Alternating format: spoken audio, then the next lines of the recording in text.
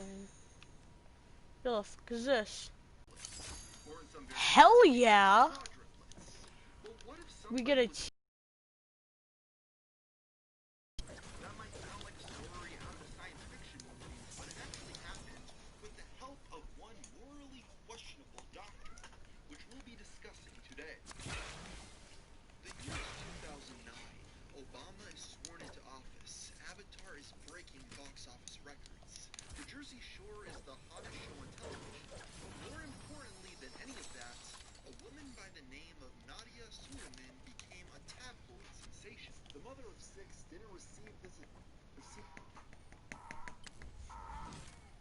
location by her public relations manager for her safety. Nadia disputed the incessant claims that she was going to live off of welfare for the rest of her life, pointing out that she was going to continue working on obtaining a counseling degree. With all eyes on her, Nadia went into labor on January 26, 2009. With the help of 46 medical personnel, she successfully gave birth to octuplets, 6 boys and 2 girls. All children miraculously lived, to which overturn the record for the largest comes into play. Lolly is a free browser. Go to lolly.com. Her mother understand that Octomom had suffered many physical ailments during the course of the pregnancy, and because of that, a lot of traditional jobs. She didn't have time to get a university degree and needed large amounts of money fast. This is when she began to do paid interviews with a myriad of news organizations and talk shows.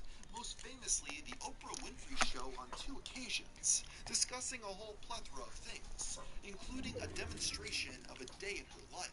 Her long days spent raising so many children were anything but stellar, barely getting 3 hours of sleep at night, and in the early years, needing multiple nannies to help. Social workers had yo, hi, but had miss. never found any examples of child negligence. One bit of controversy came from a leaked tape of an interview where she had said she hated babies. While she meant babies in general and not her own children, the newspapers still ran with it. With the public's interest high, multiple specials were made about her dysfunctional life, such as a 2-hour documentary on Fox and an actual musical. Many of these had provided her with financial compensation for the first few years of the octuplets' lives, but that money wouldn't last for long. By 2012, she was forced to declare bankruptcy after amassing a debt of $1 million, and had to auction off her home. At this point, she went back on welfare, which jump-started similar public outrage to back when she first had given birth to the kids. This is when an already dysfunctional story goes from bad to worse. With few other options, she turned to the adult entertainment industry for money. While starting off with a racy photo shoot, Nadia soon began to strip and starred in multiple adult films, one of which titled Octomom Home Alone in 2012, which according to a former nanny, her own child saw.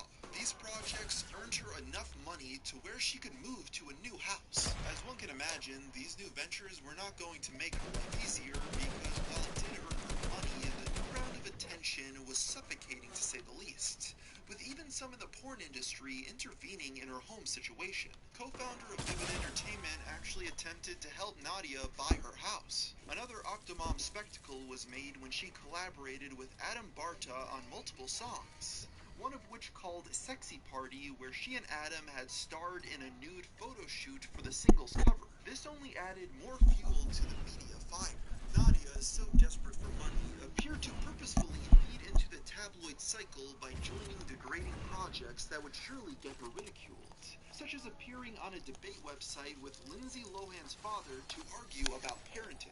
The desire for attention spread to those surrounding Octomom, with it infecting a nanny who claimed that one of Nadia's children had been sexually abused by another. This was denied by Nadia and subsequently the district attorney as well, but it just dumped more gas on the flames. One of the news headlines with actual substance came out when Octomom was accused of welfare fraud, specifically hiding nearly $30,000 of untaxed income in 2013. While she initially pleaded not guilty, the courts did not agree as she was forced to pay it back. along with 200 hours of community service as punishment.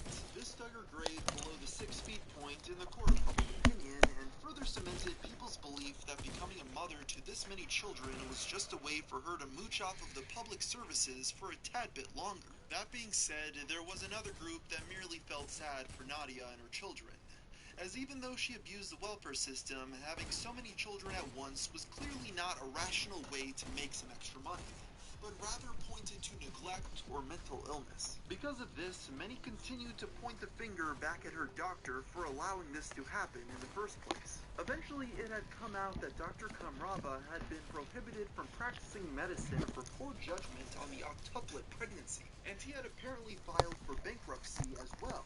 That being said, many have theorized that he just sent all of his assets to the Cook Islands where they couldn't be found. This decision to stop him from practicing medicine was most likely for the best, because the octuplet pregnancy had resulted in multiple health problems for Nadia that had gone ignored by the unsympathetic media. In an interview with the New York Times, she said, 4 out of 5 discs in my lumbar spine are ruptured, herniated fully. Think of jelly donuts being squashed, and it hit nerves, causing bilateral sciatica. And I have irreparable sacral damage. And I have peripheral neuropathy. I haven't felt my toes on my foot on the right side for many years, and my fingers are numb all the time every day. The pregnancy caused it. To cope with her situation, she eventually started mixing Xanax with alcohol, landing her in rehab where she got much needed help. Upon getting out, she stopped feeding the media as much new material, found God, started eating better, and moved to a quieter neighborhood to start fresh with all of her children. The tabloid coverage about Nadia and her 14 kids started to die down in 2014, with her only doing occasional interviews looking back on the entire ordeal, or just to show how her family was doing, as her kids seemed to be alright, all things considered. While she may have faded from the public view, her character hasn't been completely rehabilitated. She will be forever attached to the conqueror. The story of Octomom will remain for the rest of time. So there you have the story of the woman that gave birth to 8 children at the same time. And thankfully, after this story broke, we haven't heard of any other doctors doing something.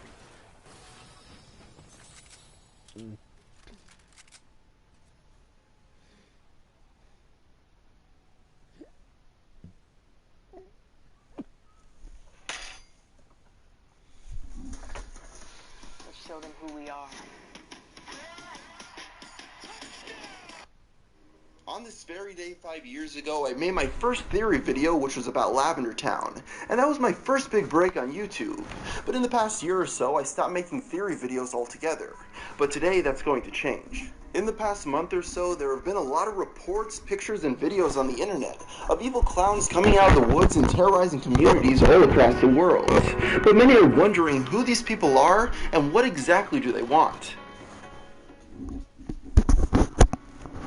In August of 2016 in South Carolina, some strange things started going on in wooded areas.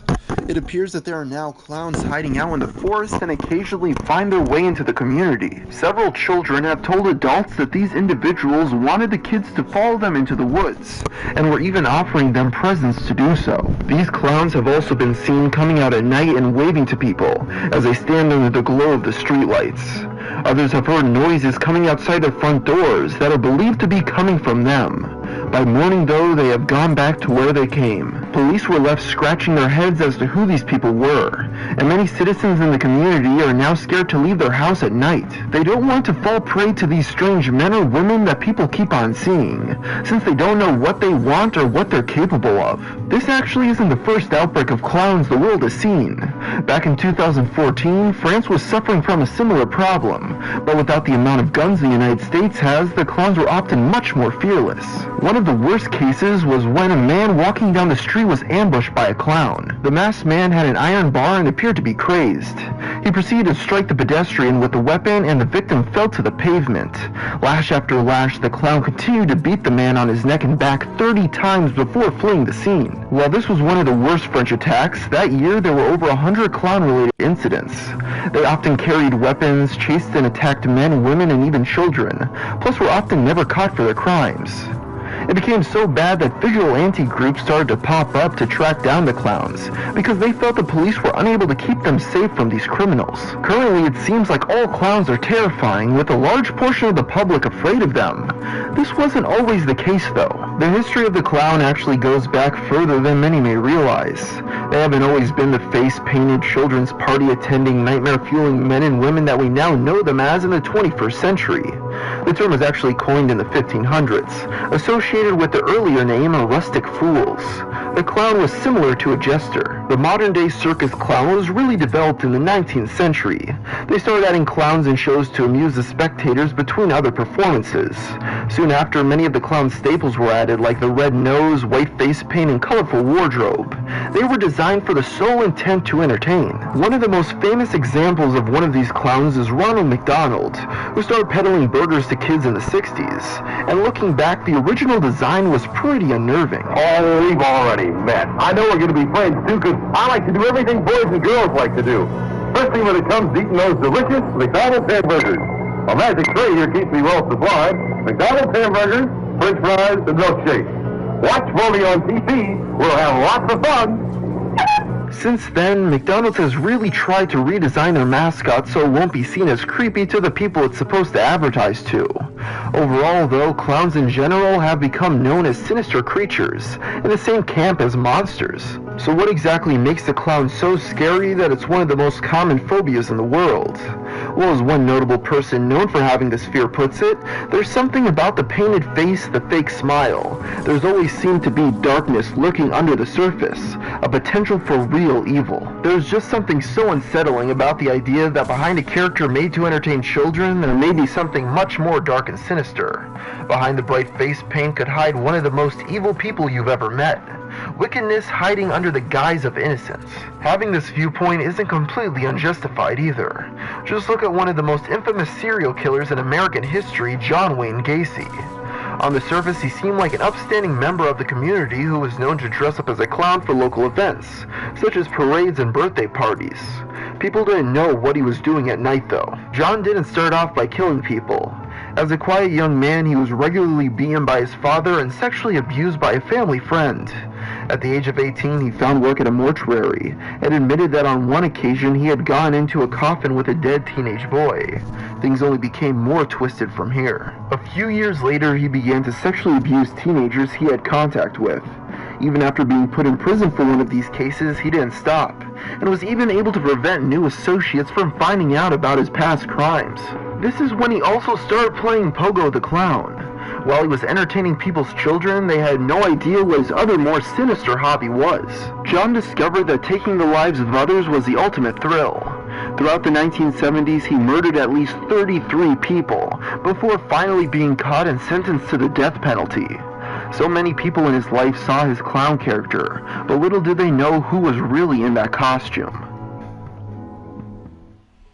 In 2077, what makes someone a criminal? Getting caught.